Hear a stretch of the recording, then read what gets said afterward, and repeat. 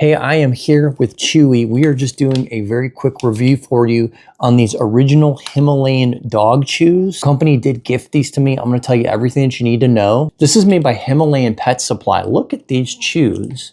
This is actually milk, and they call them cheese chews. This is made out of yak milk, cow milk, lime juice, and salt. So very simple ingredients, not a lot to them. They're hard, but there's a trick on the back of this bag.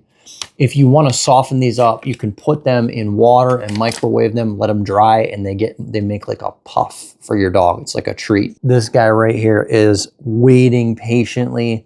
He's starting to shake.